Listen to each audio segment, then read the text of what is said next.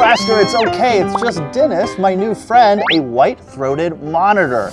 He's amazing, and we have a lot of animals to show you, so let's get started. Baba Blast. I think we need a lizard expert to help us out. Blaster? Whoa! Hey, I'm Baba Blast. Hi, I'm Ryan. Hey, Ryan, and I already know this is Dennis, and he's a white-throated monitor lizard, but what else can you tell us about him? Yeah, so the other name for these lizards is they are called Cape monitors, and that kind of indicates where you can find them. They are found in the southern portion of Africa. Nice. Now, this is one of Africa's heaviest and largest lizards, so he is still growing. And he's got this amazing tail that you can see, which can be twice the size of his body. Yeah. Now he can use that tail for a whole bunch of different things. Like when he's swimming, he can use it to steer, almost like as a rudder. Yeah. When he is climbing trees, he can use it as like a fifth limb. It's very prehensile, so it grips. And of course, he's got quite some impressive predators out in Africa, so he can defend himself from lions.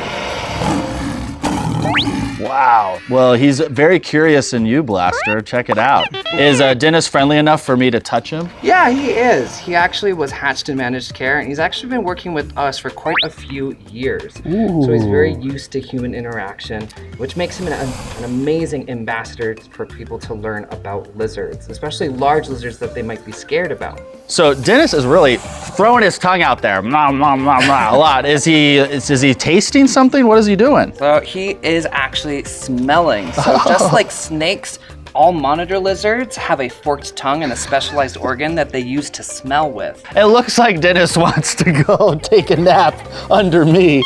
He's a really friendly lizard. But we have more animals to show you. So Ryan, let's go. Let's go. Oh, well, we got two new friends here, Ryan. Yep, so we have another one of our keepers, Sue, and Sue's friend here is Pippin. And Pippin is a kinkajou. Have you ever heard of a kinkajou before? Not until today. Yeah, so they are pretty mysterious animals because of two main things. So they are nocturnal and they live in dense canopy jungles. So they're pretty hidden to the public. Now, a lot of people look at kinkajous and think they're monkeys because they've got that gorgeous prehensile tail that Sue is holding on to.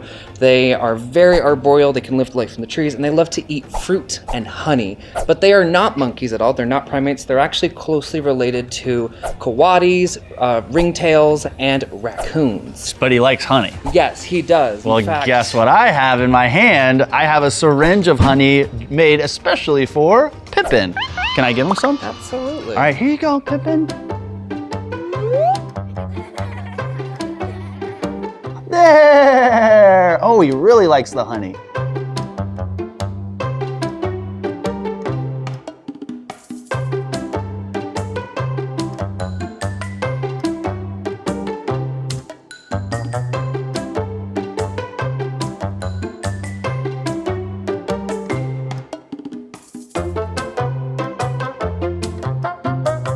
Well, I think he really likes eating this honey.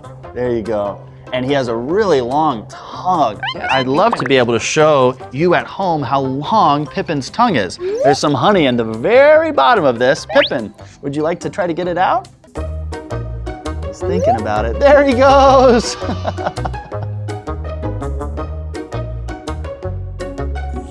Well, Pippin's nocturnal, like Ryan said, and I'm pretty sure it's in the middle of the day, so we're gonna let him go take a nice big nap. Bye, Mr. Pippin. Now we have to be a little quiet because one of the largest tortoises we've ever seen is having a nap behind us. I know, Blaster, let's have him take a look. Do you see him laying his head down there on the ground taking a nap?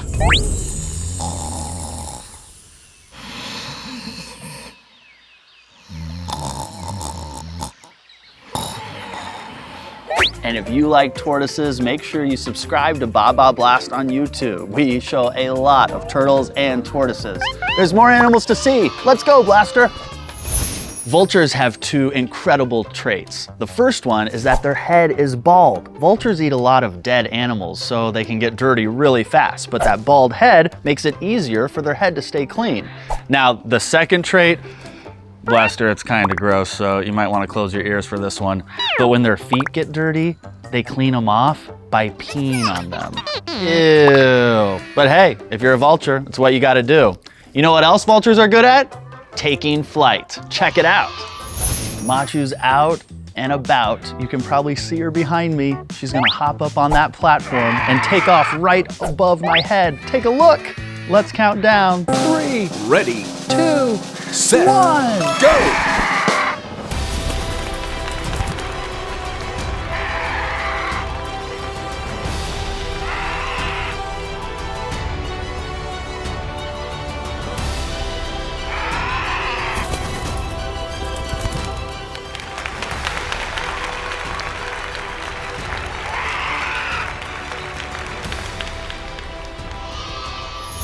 Look what Blaster and I found. It's a southern white rhino. And the one behind us that you can see right there eating all that hay, well, that's Howie. We can call him Howie the Hay Eater.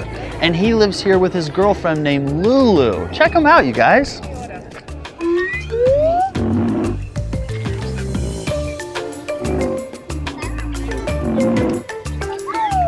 Rhinos are awesome, but I think we need to learn a little bit more about them before we go to our next animal. Blaster? There are 5 species of rhinos, and the white rhino is the largest. In fact, the white rhino is the 2nd largest land animal in the entire world. White rhinos can weigh between 3,000 and more than 5,000 pounds. The white rhino is also known as the square-lipped rhino. That's kind of funny. And that's because their lips are shaped like, you guessed it, a square. The white rhino is considered near threatened. And that basically means that there aren't as many rhinos out in the wild as there should be. But zoological facilities, just like the Phoenix Zoo, are working hard to spread education and conservation awareness out to the masses to hopefully help wild rhinos and other wild animals. Hey, what an adventure that was. Let's go to our next animal. Hey look, it's Nugget. Nugget is a prairie dog. Prairie dogs eat different types of flowering plants, and they communicate through different squeaks. Those squeaks can mean, hey, get out of here, a predator is coming, among other things. Bye, Nugget. We're at the petting zoo now, and we just found this really cute goat. He's been basking in the sun, but he's letting me pet his neck and his sides. I make sure to not touch his face though, so we give him his personal space. And if you look really closely, check out his teeth. His teeth are coming out just on the very end. One of the cool things about coming to the Phoenix Zoo is that you get to meet these animals up close and personal. I know, Blaster, and you get to touch them. How fun is that? Yeah, you're so nice. My other favorite thing about these goats is their floppy ears. They're really long, like maybe your dog's ears at home. Well, there's a lot more animals to see, so let's go to our next animal. Next up, we have an Indian crested porcupine, all the way from Africa. Now, porcupines have quills that come out of their body to protect them from predators. On average, how many quills do you think a porcupine has? 1,000? 10,000? Well, what about 30,000? That's how many they have. Oh, look, she's coming closer, Blaster. Here she is.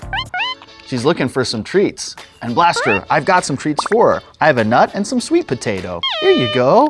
Oh, I think she likes it. Well, what can you tell us about this great animal? What's her name? So this is Kumari. Kumari. And she is an Indian crested porcupine. Now, porcupines, they are rodents, so they are just like squirrels and rats, but they're a lot larger, if you probably couldn't tell. In fact, this is one of the world's largest rodents, up there with capybaras. Oh, remember the capybaras we met at the Phoenix Herpetological Society? Well, they're related. They're in the same family. Aw, Sure are. that's so nice. Well, she's eating a nut. Yep, and she's chewing on it, and one of their favorite things to do is gnaw on things because their teeth grow their entire life. They never stop growing. They sure don't. So they chew on pretty hearty things like nuts and your other root vegetables are really another common favorite for these porcupines. Well, she is beautiful. Now, I've got to ask, I always thought porcupines were kind of scary because they have all those spikes and quills that come out of them, but she seems really sweet. Yeah, they're pretty docile, especially porcupines that are raised in managed care if they're used to humans as well. Now, one of my favorite kind of misconceptions about them is that they can shoot their quills. Oh. They cannot do that. Got it. They cannot. So we're all safe here. All But right. they can run just as fast backwards as they can forwards, Awesome. which is pretty impressive. Well, I definitely cannot run as fast backwards as I can going forwards. But Ryan, I love meeting all your animals today, and I especially love this porcupine. We're gonna leave her with this little bit of sweet potato, and the Blaster and I wanna say thank you for joining us on this animal adventure here at the Phoenix Zoo. We'll see you on the next one. Bye-bye. Baba Blast.